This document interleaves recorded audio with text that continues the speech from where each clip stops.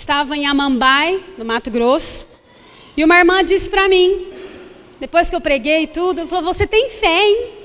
Eu falei, tem, irmã? Ela falou, tem. Aí eu falei, você sabe como que a gente tem fé? A Bíblia diz que a fé vem pelo ouvir. Onde a irmã tem ido? Eu falei para ela.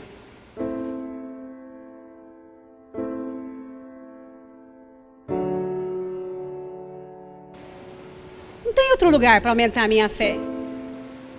Não tem. A não ser ouvir a palavra do Senhor. Você pode ouvir muitas pregações, muitas palestras, você pode ir a muitos cursos, mas a sua fé só será aumentada quando você ouvir a palavra de Deus. Amém? Amém. Essa semana eu estava preparando uma mensagem, segunda-feira, e eu disse para o pastor Márcio, eu vou pregar domingo. Ele falou, você vai? Eu falei, vou.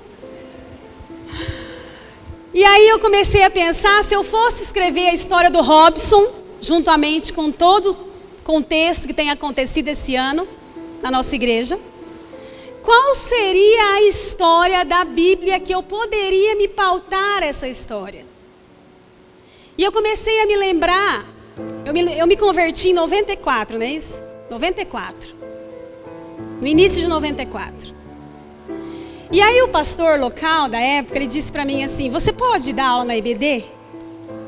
Eu tinha 3 meses de conversão. E aí eu falei, eu aceito. Não conhecia nada da Bíblia. Eu aceito. E aí eu fui ser, claro, professora auxiliar. Eu me lembro da professora titular. Ela pegou o Playmobil dos filhos dela, montou uma casinha. E aí os amigos passavam, levavam o Ken, que é aquele marido da Barbie, dentro da casinha pelo telhado. E isso veio à minha memória. Eu falei, eu vou estudar essa lição direito. Abra sua Bíblia comigo em Marcos 2, de 1 a 12. Vocês vão ver como que essa história se parece com a nossa realidade aqui. Mas enquanto eu pensava nessa história, nós estávamos organizando um chá de bebê, 3. E essas pessoas vieram ao nosso encontro. Olha, eu acho tão fantástico o jeito de Deus agir. Apareceu a Aline lá na minha casa. A filha dela, a Laura, orou para que a mãe engravidasse. E a Aline ficou grávida. A Tati também orou. Cadê a Tati? Ela já tinha perdido o bebê, passou por um problema, tinha um problema genético, né? E somente por um milagre para ficar grávida. A igreja orou, a Tati está grávida. Na sexta-feira nós fomos organizar um outro chá. Eu queria que a Marisa ficasse em pé. E o Wilson. Eles oraram quantos anos? Mais de 20, né? 25 mais ou menos. E a Marisa está grávida. Vamos aplaudir o Senhor pela vida dela. Amém? Pode se sentar. Nós não vamos viver um milagre, nós já vivemos. Mas não porque é essa igreja, mas é o Deus que nós servimos. Amém? Volta lá um pouco a outra tela. Esses dias eu estava lendo, até comentei hoje na IBD, o livro O Poder da Esposa que Ora, da Storney Martin. E ela diz assim, cuidado com os seus amigos. Porque você sempre vai influenciar. E você sempre vai ser influenciado. Ande com pessoas que creem em Cristo como você. Ah, mas eu não sou fraquinha, não. Você é. Ande com pessoas que servem ao Senhor. Se nós olharmos o Salmos 1, ele é bem pertinente para essa ocasião. Bem-aventurado o homem que não pega conselho de quem? De quem? De um ímpio. Que não se assenta na roda, não é? E nem se detém no caminho dos pecadores. Essas pessoas que não fazem isso são felizes. Serão como árvores plantadas às margens de rio, cujas folhas não caem, e no seu tempo próprio dará o seu fruto, e tudo quanto fizer, prosperará. Quer ter dinheiro? Quer ser próspero? Cuidado com quem você anda. Cuidado com quem você anda. Ah, mas Jesus andou com Zaqueu. Não, eu não li isso na Bíblia. Eu li que Jesus falou assim, hoje a salvação entra nessa casa. Ele tinha um propósito para estar ali. E o propósito foi alcançado. Cuidado com quem você anda. E esses amigos conheciam a Jesus de uma maneira impressionante. Pode passar. Nós vamos ler então Marcos 2, de 1 a 12. Se você quiser abrir, vamos ler juntos. Versículo 1. Poucos dias depois, tendo Jesus entrado novamente em Cafarnaum, o povo ouviu falar que ele estava em casa. Não era a casa dele. Provavelmente era a casa de Pedro. Então muita gente se reuniu ali, de forma que não havia lugar nem junto à porta. E ele lhes pregava a palavra. Vá onde preguem a palavra, hein? Se você preferir, venha para cá. Vieram alguns homens trazendo-lhe um paralítico, carregado por 4 deles. Não podendo levá-lo até Jesus por causa da multidão, removeram a parte da cobertura do lugar onde Jesus estava e, através de uma abertura no teto, baixaram a maca em que estava deitado o paralítico. Vendo a fé que eles tinham, Jesus disse ao paralítico, filho, os seus pecados estão perdoados. Estavam sentados ali alguns mestres da lei, raciocinando em seu íntimo. Por que esse homem fala assim? Está blasfemando. Quem pode perdoar pecados senão somente Deus? Jesus percebeu logo em seu espírito que era isso que eles estavam pensando e lhes disse, por que vocês estão remoendo essas coisas, arrazoando isso em seus corações? Que é mais fácil dizer, os seus pecados estão perdoados, ou levante-se, pegue a sua maca e ande. Mas para que vocês saibam que o Filho do Homem tem na terra autoridade para perdoar pecados, disse ao paralítico, eu te digo, levanta-te, pegue a sua maca e vá para casa. Ele se levantou, pegou a maca e saiu à vista de todos, na frente de todo mundo. Estes ficaram atônitos e glorificavam a Deus, dizendo, nunca vimos nada igual. Nunca, jamais. Nunca viram nada igual. E eu fui pesquisar que enfermidade que é essa que deixou esse homem acamado. Peguei um livro do pastor Hernandes Dias Lopes. E olha só o que ele fala no livro. Este homem era coxo e ele estava entrevado. Suas pernas não se moviam. Seus músculos estavam ficando atrofiados. E a coluna vertebral estava paralisada. A doença havia atingido as áreas motoras do seu cérebro. Em outra pesquisa que eu fiz, a enfermidade estava prejudicando a sua voz.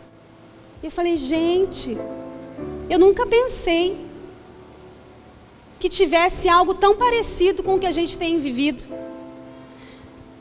Olha só, estamos diante da história de 5 amigos, porém 4 eram saudáveis fisicamente e um era paralítico. Por isso esses 4 amigos decidiram levar o seu amigo paralítico até Jesus. Eles resolveram, vamos montar uma cena aqui. Se a gente fosse montar uma cena, gente, chegou na casa do homem, o homem estava lá desanimado, o paralítico estava desanimado. Como é que eu sei? Em Mateus, porque essa história é contada por 3 evangelistas, Mateus, Marcos e Lucas. Mas Mateus diz assim, ó, alguns homens trouxeram um paralítico deitado numa cama. Olha só, vendo a fé que eles tinham, disse Jesus ao paralítico, tem bom ânimo. O que é uma pessoa desanimada? Está chateada, está desanimado, sem entusiasmo, não quer fazer nada. E os amigos de repente chegam. Não, gente, para com isso. Por que você está desanimado desse jeito? Não, ó, eu não tenho cura. Eu não nasci desse jeito, mas essa doença me pegou, eu estou parafraseando. E agora, o que eu faço? Não, calma. Eu vou te levar para um lugar. Eu vou te levar para uma pessoa. Naquele período, Jesus já tinha, gente, ressuscitado mortos. Ele já tinha curado pessoas. Ele já tinha expelido demônios. Por isso que a multidão seguia Jesus, pelos sinais,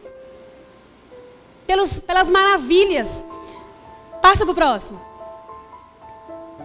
Olha lá, levando um amigo até Jesus. O paralítico não poderia por si mesmo chegar onde Jesus estava. Ele estava impedido de se mover. Suas pernas não se moviam, seus músculos estavam ficando atrofiados, a sua coluna vertebral estava paralisada, a doença havia atingido as áreas motoras do cérebro. A pessoa estava desmotivada. Não, nós vamos te levar. Não, gente, não precisa. Eu não tenho cura. Não precisa. Neste momento, por isso que eu comecei falando com quem você anda. Neste momento, os amigos falam, pode parar com isso. Vamos imaginar o Felipe falando agora. Ô, mano, para com isso. Não é bem assim não. Levanta. Vamos, tem que ter bom ânimo. Eu vou te levar. Gente, como é que vocês vão me levar? Eu não saio daqui. Eu não me movimento. Cada um pegou numa parte da maca e foram levar esse amigo doente. Por que eu estou falando tudo isso? Nós temos algumas pessoas enfermas na nossa igreja. E a Bíblia diz que fé sem obras é morta. É morta. Não adianta só eu ficar orando. Se eu creio que algo pode acontecer, eu preciso me mover. Fé sem obras é morta, não tem vida. Ela é mentirosa. Ela não existe. Meu pai perguntava para minha mãe, e aí, você já foi curada hoje? Não, hoje não. Eu ficava vendo o jeito deles, colocando a fé em prática. Mas vai chegar. Que dia que você dê uma palavra para essas pessoas, dê uma palavra, abra sua boca, abençoe a vida dela, liga para ela. Diga para a Mel, estamos orando por você. Diga para o irmão Carlos, eu estou orando por você, estamos juntos nessa. Aquele homem tinha de ser carregado. Então, os seus amigos o ajudaram. A casa estava cheia. Primeiro impedimento era a multidão. Gente, a multidão, eles chegaram primeiro, claro, estavam lá na frente. Mas vamos imaginar a cena, para a gente não esquecer. Todo mundo com a maca, os 4 com a maca, a pessoa enferma na maca, chega, a multidão não abriu espaço não. Não abriu espaço. Gente, é gente em qualquer lugar. Chegou agora e quer entrar na frente? Eu também tenho enfermo aqui. Chegou agora, já quer sentar na janelinha? Tem outras pessoas também. Gente, é desse jeito. Onde eles chegavam, a multidão logo procurava pelo deslumbramento causado por suas palavras e por suas obras. Aqui é o próprio Jesus. A casa onde ele estava se encheu de gente. Todos motivados para esperar o que Jesus tinha, o que ele ia fazer. E os amigos estavam lá. E eu pensando na minha casa. Nós temos que fazer. Nós precisamos nos movimentar. Nós precisamos andar. Nós precisamos nos mover. Nós estávamos na casa da Raquel. E a Priscila falou, tem uma irmã passando por um problema. Vamos lá, era quase 9 horas da noite. Falei, vamos lá. Chegamos lá, batemos palma. A irmã veio atender a porta. Oi, gente. Chegamos, ela estava com o olho tudo vermelho. Aí nós falamos assim para ela, o que foi, Flor? Ela, eu estou passando por uns problemas, isso a gente sabia. Mas eu estava até chorando agora na pia, lavando louça. E nós entramos, fomos conversar com ela, levar uma palavra. Ela disse, olha, eu estou muito, mais ou menos assim a conversa, eu estou muito brava com Deus. Por quê? Porque eu pedi para o Senhor usar uma pessoa para falar comigo e Ele não usou. Falei, Flor, calma, abre os seus olhos. Você pediu para uma pessoa, o Senhor nos trouxe 2. O Senhor te trouxe 2. Você não está vendo a gente aqui? A verdade. A gente, muitas vezes, quer a resposta do nosso jeito, na nossa hora. e com a pessoa que a gente determina. Eu me lembro há muito tempo atrás que eu estava aqui no louvor. E eu estava passando por uma situação do emprego onde eu trabalhava, que eu já ia sair do emprego, mas eu fiquei na dúvida se eu de fato tinha que sair daquele emprego ou não. E aí eu falei, Senhor, fala comigo, usa fulana para falar comigo. A pessoa vinha ao meu encontro assim, falei, agora ela vai falar, ela virava. Ai, Jesus. E eu orava, não, agora ela vai falar comigo. Senhor, usa essa pessoa para falar comigo. A pessoa passava para lá e não falava comigo. E eu chorei o culto inteiro. Deus, fala comigo, Deus. Eu sei que o Senhor conversa com as pessoas. Eu acredito nisso, porque eu escuto isso de domingo a domingo, sábado por sábado, EBD por EBD. A minha cabeça estava cheia de Bíblia. Senhor, eu acredito que o Senhor conversa com as pessoas. Fala comigo. Irmãos, passou segunda, passou terça. Sexta-feira eu estava nessa empresa, eram os meus últimos dias. Uma mulher me ligou. Eu atendi o telefone lá na empresa. Ela disse assim, Margarete. Falei, ô irmã, paz. Ela falou assim, Deus mandou eu te ligar. Eu já comecei a chorar ali. A pessoa não sabia de nada da minha história. Deus mandou te dizer que o que você está fazendo está nos planos dele. Até hoje eu falo, eu fico comovida. Porque o Senhor não precisava falar com a gente. E Ele fala. A todo momento. Eu me lembro uma vez que nós estávamos num culto de quarta-feira. Para quem não está vindo no culto de quarta-feira, eu quero te dizer, você está perdendo cada bênção. Aquela porta ali, tinha uma porta, o Arley vai se lembrar disso. E ele estava abrindo a porta, o Arley. E um pensamento veio na minha mente e disse assim, ore por ele. Eu assustei, falei, como que eu vou orar por alguém que eu não conheço? Porque o Arley tinha raspado a cabeça, ele estava fazendo um tratamento de câncer. Que ano que foi isso? Em 2009. Eu levei um susto quando o Arley virou. Aí eu falava, Senhor, se isso é coisa da minha cabeça, Senhor, fale comigo, Senhor, fala comigo. Se isso é coisa da minha cabeça, me ajuda. Confirma no meu coração. O Senhor não se ofende por isso. Gideão fez isso. E aí eu me lembro que a Ludmila foi pregar. Eu lembro da pregação. E ela falou sobre milagres. Não, agora eu vou orar. Essa confirmação para mim já está bom. Falei, eu preciso orar. Falei, quem crê que o Arley pode ser curado aí? Levanta a mão, a igreja inteira no culto de quarta. Esse lado aqui, essa tinha. E nós oramos. O Arley está curado. Amém? Vamos aplaudir o Senhor, gente. Glória a Deus pela vida do Arley. E ele foi curado. Então, quando eu começo a ver essa realidade de Deus, de viver essas coisas, por isso, cuidado com quem você anda. O teu amigo tem que te aproximar de Cristo. O seu amigo deve te fazer se parecer com Cristo. Eu vejo vocês falando aqui do pastor Márcio. Na minha cabeça eu já comecei a pensar. Falei, gente, Jesus é tão inteligente. Deus é tão inteligente. Ele mesmo se denomina de leão da tribo de Judá. Certa vez eu pesquisei, por que o leão? Por que o leão? O leão não é o mais veloz, sabia disso? Acho que é o leopardo. O leão não é o mais alto. Já pensou? Se Jesus falasse que ele era um animal bem alto, os baixinhos iam ficar na desvantagem. Olha como que Deus pensa lá na frente, ó, presta atenção. Se ele falasse, eu sou um leopardo de Judá, os mais devagar iam ficar na desvantagem. Tá vendo? Ó? Mas ele escolheu nem o mais alto, nem o mais veloz. Mas ele escolheu aquele que tem atitude. Porque o que forma um bom líder não é o tamanho, não é a velocidade. Sabia disso?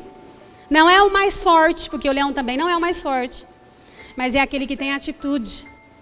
Quem lembra da sessão da tarde que aparecia aquela cara de leão, dando aquele rugido bem forte? Gente, o leão se acha. Se ele não acreditasse nele mesmo, ele não... Meu pai ainda comentou esses dias lá em casa. Quando o leão ruge lá no zoológico, Os animais todos estremecem. Aí eu falei assim, ó, isso dá uma pregação. Porque quando Jesus chega, o resto estremece.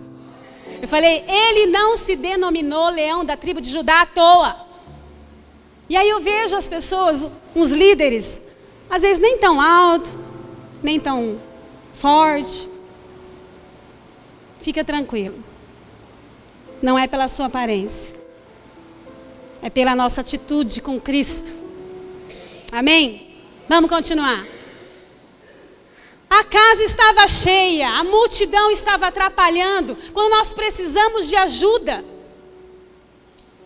Tem gente precisando de ajuda, primeiro problema, vamos parar aí.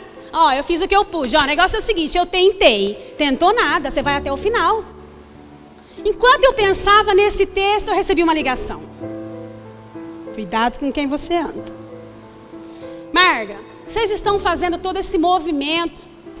Você sabia disso, estava minando a minha fé. Flor, calma. Nós sabemos de tudo isso que você está falando. Mas nós também sabemos que existe um Deus que nos ensinou a não ficar parado. E nos ensinou que a fé sem obras é inútil. Não serve para nada. Não serve para nada. Nós vamos fazer. Nós vamos obedecer. Nós vamos crer. A pessoa, antes de desligar o telefone, ela me disse, verdade. Também estarei orando pelo Robson. Você tem razão. O Senhor fará grandes coisas. Esse é o seu papel. Contribua. O tratamento não é barato. Abençoe a vida do Robson. Ligue para ele. Ore, abençoe a vida do irmão Carlos, da irmã Melry. Ore para eles. As pessoas que estão enfermas, elas ficam desanimadas. Gente, eu estou desanimada.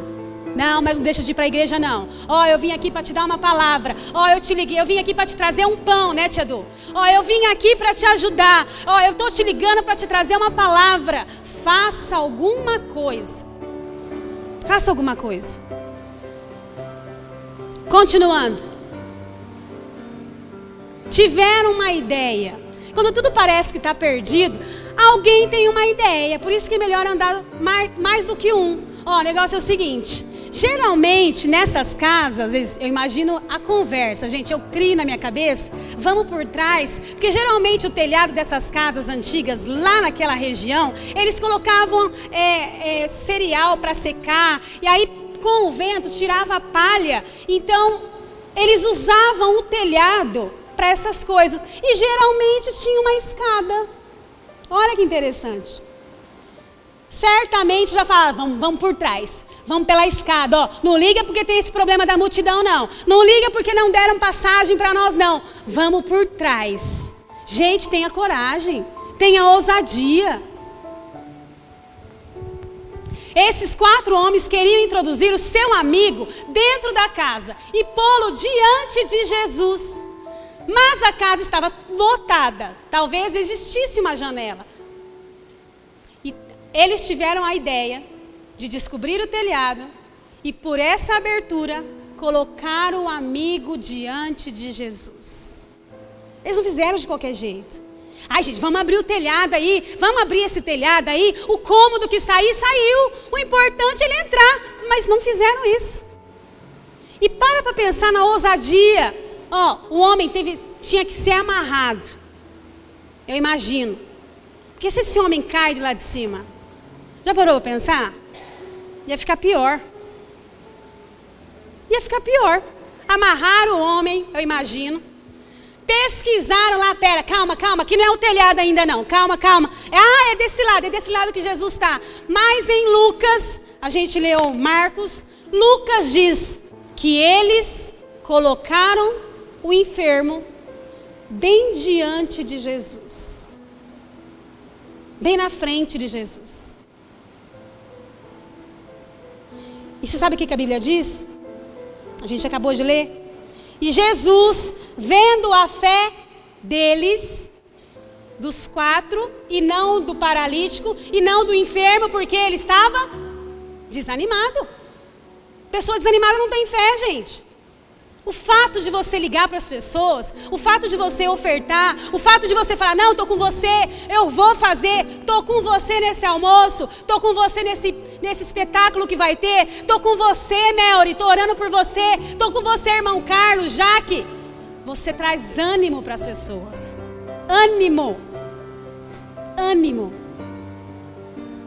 E eles pesquisaram. Desceram um homem onde Jesus estava.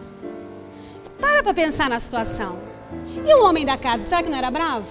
Os caras destelharam a casa. Eles nem perguntaram se podia. Ó, o negócio é o seguinte, vamos tirar esse negócio aqui. Se o dono da casa achar ruim, a gente vem e arruma. Mas enquanto eles estavam tirando as coisas, será que não foi fazendo sujeira? Você para pensar, fala, nossa, que vergonha, pagaram um mico. Mas eles não quiseram nem saber. Não é tempo de você ficar com vergonha. Vai lá, profetiza sobre a vida dele. Outro dia eu estava conversando com a Denise, ela disse para mim assim, Marga, nós não vemos mais um milagre. Eu falei, mas ele está acontecendo. Nós não temos visto, mas ele está acontecendo. Em todo tempo ele está acontecendo. E o diabo é o primeiro para não mostrar para nós. Liga a televisão agora. Tantos mortos no Rio de Janeiro, tantos mortos no estado de São Paulo. É uma pena. Poderiam aproveitar o canal de TV e dizer assim, irmãos ou telespectadores, tantas pessoas foram curadas hoje no Hospital de Barretos. Tantas crianças nasceram perfeitas hoje no Brasil. Mas eles querem mostrar as obras do diabo. Mas Jesus está fazendo. Jesus está fazendo. E ele não parou de fazer, não. Ele vai fazer muito mais. Muito mais. Que nós vamos morrer, nós sabemos. Se Jesus não voltar, nós vamos tudo junto. Nós vamos, cada um no seu dia. Até quando a gente canta aquela música lá, quando se fizer chamada, eu já imagino Deus com uma grande lista de chamada. Número 1.726.000. Não vou nem apontar. É você. Tchau. Mas a Bíblia diz que ele vem para nos dar vida e vida em abundância. Enquanto você estiver nessa terra, a palavra para nós é vida e vida em abundância. Amém? Tiveram determinação. Aqueles 4 homens tiveram várias dificuldades para levar aquele enfermo. Mas eles não desistiram. Eles contaram com muitas dificuldades, se a gente parar para pensar. A multidão na frente, o próprio enfermo talvez não quisesse ir, o peso do enfermo, as situações não eram favoráveis. Mas eles não desistiram. Olha lá que bonitinho. Pegaram o enfermo nas cordas, fizeram o que podiam e o que não podiam. Você pensa que Jesus achou ruim? Ele ficou maravilhado. E Jesus, vendo a fé deles, não é a fé da pessoa enferma. É isso que nós viemos aprender nessa noite. Não é a fé da pessoa que está enferma. Porque a nossa fé, irmãos, ela oscila quando a gente passa por problemas. E o Senhor sabe disso. E Ele não vai exigir de nós aquilo que a gente não consegue. Então Ele, vendo a fé deles, dos amigos, primeira coisa que Ele disse pro enfermo, tem de bom ânimo. Você acha que Jesus joga a palavra fora? Você acha que Ele fala asneira? Se Ele falou, porque Ele estava desanimado mesmo. Tem de bom ânimo. Tipo, levanta. A Bíblia diz, no mundo tereis aflições, mas tem de bom ânimo. A falta do ânimo te impede até de levantar de uma cama. Muitas enfermidades avançam pelo desânimo. Eles não poderiam fazer o milagre nem salvar o homem, mas eles poderiam levá-lo a Jesus. Levar o paralítico a Jesus era uma tarefa deles. Perdoar e curar era a obra exclusiva de Jesus. O milagre é Jesus quem faz, mas nós somos os cooperadores de Deus. Levar as pessoas a Jesus é a nossa missão. Precisamos ter fé que Jesus vai curar, libertar e salvar. Jesus disse assim para ele, filho, tem de bom ânimo, Nessa frase, esse homem chegou enfermo. Ele já saiu com uma família, ele já saiu curado, animado. Ele entrou carregado e saiu carregando a sua maca. Olha o último que bonito que fica. Olha lá. Vale a pena investir nas pessoas.